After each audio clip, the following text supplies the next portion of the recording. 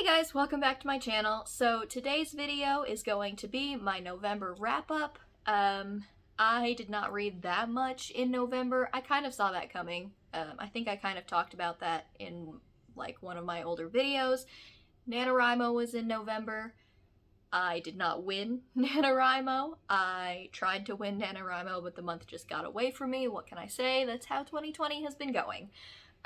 So I tried NaNoWriMo and I did not win NaNoWriMo, and I did not win at reading books, but you know what? It is what it is. So the first book that I read and finished during November was Words of Radiance by Brandon Sanderson.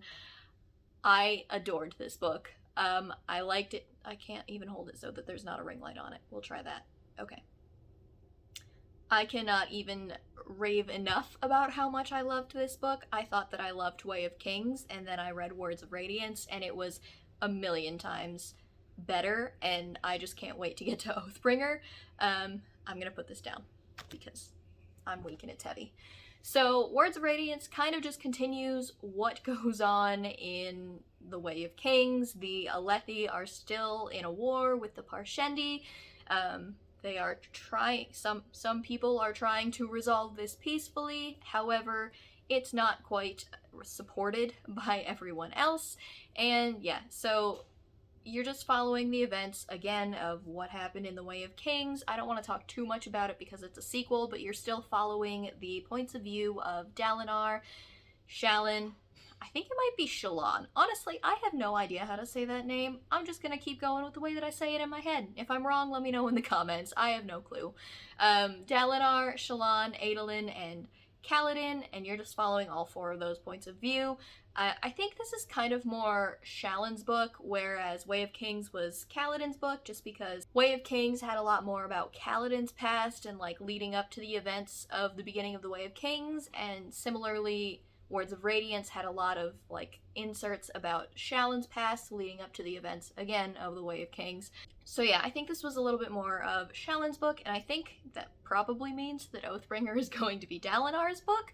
We will find out. It is hopefully getting here tomorrow. I still have to read Warbreaker before I can do that, and probably something else. I think there's probably more in between, but I'm catching up very slowly. I ended up giving Words of Radiance 5 stars. I absolutely loved it. I can't, like I already said, I can't talk enough about it. I don't even have the words to express how much I loved Words of Radiance. I loved it more, I think, because the characters are finally together and all of my favorite ones are interacting with each other, and there's so much sass and there's so much adorableness, and let me tell you, the scenes with Adolin and Kaladin in it were hands down my favorite.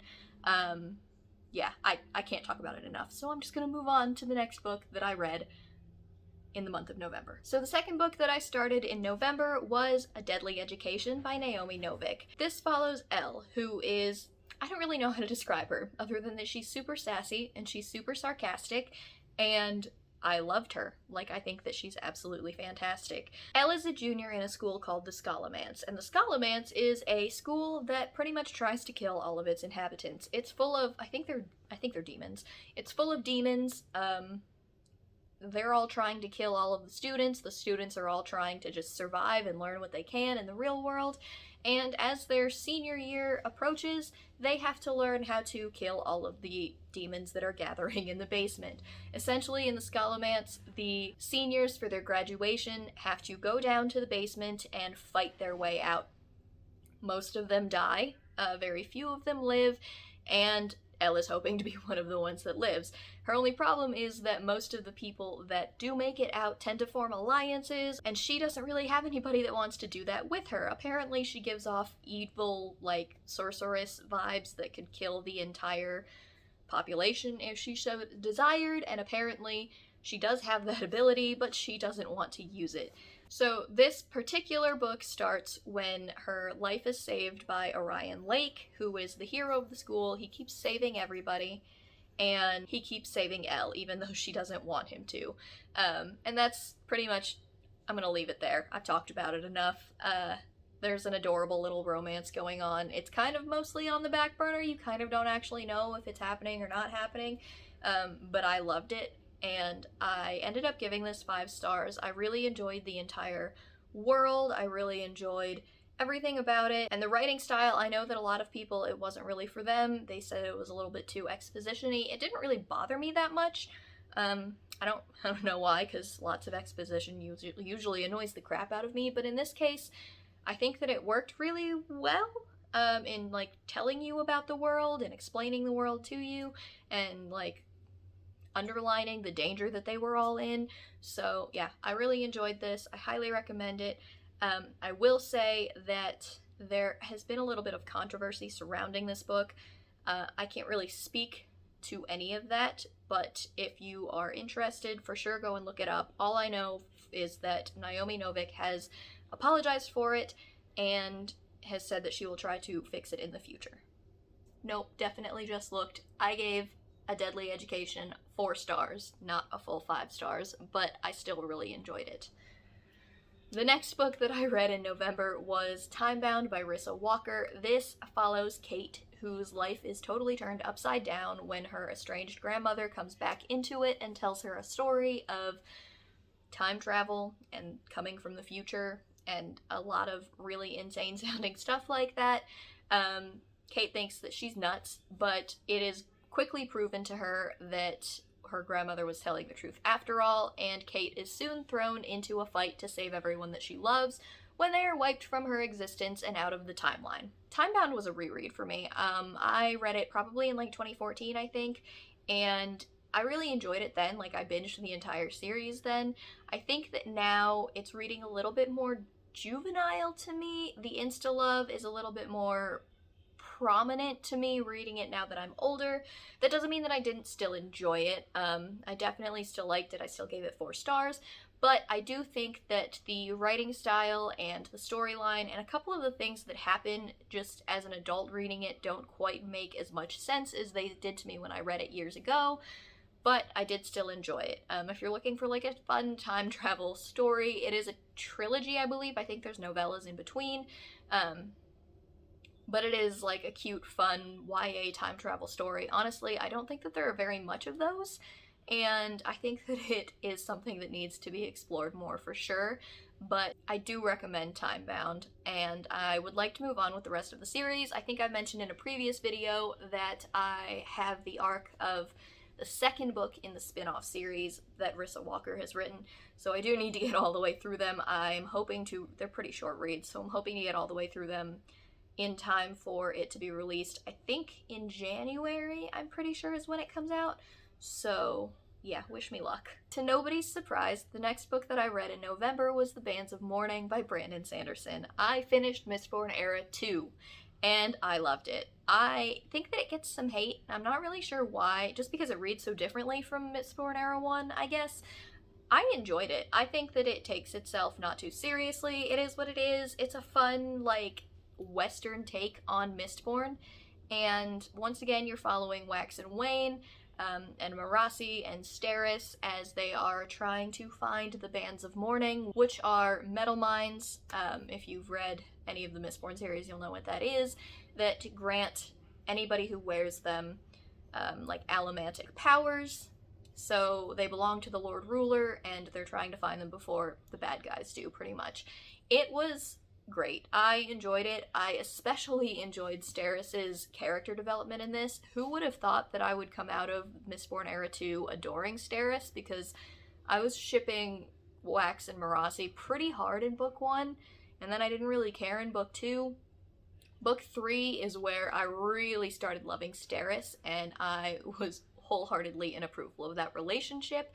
So that's probably what made it a great read for me. I think I also gave this 4 stars as well. There were a couple of things that irritated me, as there always is, but it didn't ruin my enjoyment. I flew through this and I enjoyed every second of it. The next book that I finished was another Brandon Sanderson. It's gonna come a lot, guys. I'm sorry. I apologize, but it is what it is. I read Mistborn: A Secret History, and I gave it 4 stars. I don't really know how to talk about Mistborn: A Secret History without giving away spoilers, so pretty much Mistborn: A Secret History follows a certain character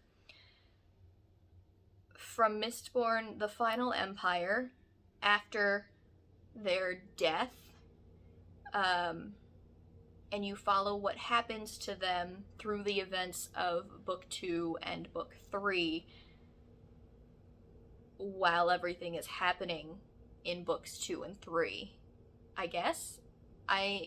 Yeah, we're just gonna leave it at that. It's super spoilery on so many levels. So, you follow that character as they navigate, not really the afterlife, but navigate the place that they are at after they passed away in the Final Empire. I don't know, it was okay. I didn't really, maybe I'm just not connected enough with the Cosmere to see what it contributed. Maybe a lot of it flew over my head, which is probably the most likely. I'll probably have to go look at some Reddit subthreads and try and figure out what I'm missing. But it was okay. I gave it 4 stars. I don't really have anything else to say about it other than that, though. And the last book that I read in November, and I'm still reading because my bookmark is still in the end of... Hold on. Okay, that's better. My bookmark was in the wrong place. Anyway, I am still in the middle of, but hopefully we'll finish tonight, which is why I'm including it in this wrap-up, Kings of the Wild by Nicholas Eames. You follow Clay Cooper, I think his name is Arcandius Moog, Golden Gabe, Matrick, and Ganelon as members of a monster fighting band that has been known famously around the world as Saga. And this was 20 years ago. So the band has broken up and they are all living their own lives. Some of them are married, some of them aren't, some of them are in other predicaments that I won't talk about because they're a little bit spoilery. But the band needs to get back together because Gabe, his daughter, is in a lot of deep trouble and they need to go and save her. So Gabe gets the band back together and they all go and relive their glory days of monster hunting to try and save Gabe's daughter, Rose. This is hilarious. I know I haven't finished it yet, so I don't actually have a rating yet, but it is definitely going to be in the 4 or 5 range, like hands down. It's taken me a little while to read it. I'm probably going on a week right now, just because, well, there were holidays last week, so my reading hasn't been like as fast as it normally would be, but there were so many good parts in it that I had to tab it up, and I have been loving every second of it. It's so funny. It is based on like your 70s, 80s classic rock metal bands. They talk about the bands breaking up or the bands on tour, and on tour just means that they're touring around hunting monsters. It's fantastic. It's so snarky. The jokes in it are sometimes immature, but they're always hilarious, and I cannot wait to finish it so that I can give you guys my rating, but so far, it's definitely one of my best reads of this year. So that is it for my November wrap-up. I hope you guys enjoyed it. If you have read any of these or enjoyed any of these, please let me know down in the comments, and I will talk to you guys in my next video. Bye!